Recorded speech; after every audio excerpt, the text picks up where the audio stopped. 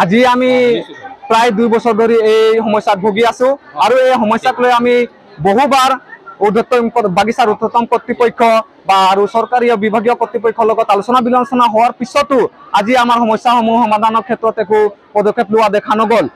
আমি আজি আমি অসম চাহ মজদুৰ সংঘ কেন্দ্ৰীয় সংঘৰ আহ্বান ক্ৰমে এই কাৰ্যসূচী ল'বলৈ বাধ্য হলো।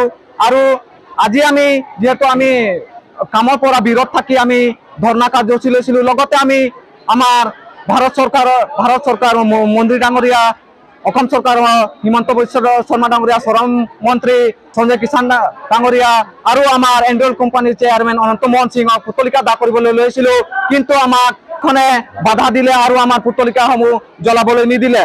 আমি চৰকাৰক আহ্বান জনাইছো, যদি এইখিনি আমাৰ যি পুতলিকা দাহ কৰিবলৈ যেতিয়া বাধা দিছে, তো আমাৰ সমস্যাসমূহ সমাধান কৰোঁতে কিয় ইমান অসুবিধা পাইছে। আমি চৰকাৰক আহ্বান জনাইছো, আমাৰ যিমান সমস্যা আছে শীঘ্ৰেই সমাধান কৰক, অন্যথা আমি ভৱিষ্যতে জংগী আন্দোলন ল'বলৈ বাধ্য হ'ম। আমাৰ এণ্ড্ৰইল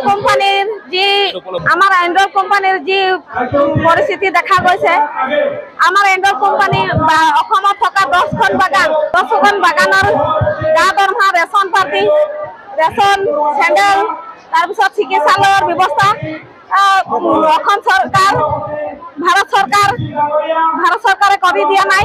সেই ব্যৱস্থা কৰি দিব লাগে আমাৰ অতি সোনকালে। যদি সেই ব্যৱস্থা সোনকালে নকৰে তেন্তে আমি গণতান্ত্ৰিক হিচাপে আন্দোলন কৰিবলৈ আমি বাধ্য হ'ম। আমাৰ ভাৰত চৰকাৰৰ অন্তৰ্গত থকা অসমত 10খন চাহ বাগিচাৰ শ্ৰমিকসকলৰ আজি প্ৰায় 2020 চনৰ পৰা দৰমহা, ৰেচন, মেডিকেল, বাগিচা শ্ৰম আইনৰ যিখিনি ঘৰ দুৱাৰ, টিউবেল পানী, কোনো ধৰণৰ সা সুবিধা নোপোৱাৰ কাৰণে আমাৰ শ্ৰমিকসকলে খুব একেবাৰে হাহাকাৰ, ভোকে পিয়াসে মৰিবলগীয়া হৈছে। যাৰ বাবে আমি চৰকাৰৰ ঘৰত, কোম্পানীৰ ঘৰত বিভিন্ন কাৰ্যসূচীৰ মাজত আমি আলাপ আলোচনা ডিছকাশ্যন কৰাৰ পাছতো চৰকাৰে হওক বা আমাৰ কোম্পানীয়ে হওক কোনো ধৰণৰ আমাৰ এই সমস্যাৰ প্ৰতি একো সঁহাৰি নজনোৱাৰ কাৰণে আজি আমি গণতান্ত্ৰিকভাৱে আমাৰ অসম চাহ মজদুৰ সংঘ আৰু আমাৰ অসম চাহ কৰ্মচাৰী সংঘৰ সিদ্ধান্ত আৰু নেতৃত্বত আজি আমাৰ অসমত থকা 10খন চাহ বাগিচাৰ সমূহ শ্ৰমিক ৰাইজ আৰু কৰ্মচাৰী আৰু অসম চাহ মজদুৰ সংঘ আজি আমাৰ এই বন্ধ কাৰ্যসূচীৰ লগতে এই ধাৰণা কাৰ্যসূচী আমি ৰূপায়ণ কৰাৰ ক্ষেত্ৰত আমি বাধ্য হলো।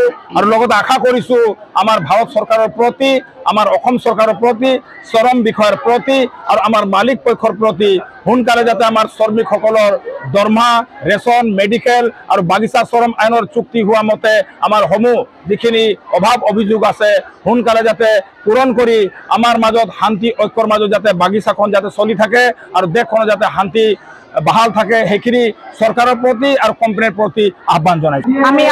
আমি আজি অসম চাহ মজদুৰ সংঘ কেন্দ্ৰীয় সংঘৰ নিৰ্দেশ মৰ্মে আমি জংগী আন্দোলন এটা কৰিব লৈছিলো। আমাৰ আন্দোলন কাৰ্যসূচী সফল হ'ল।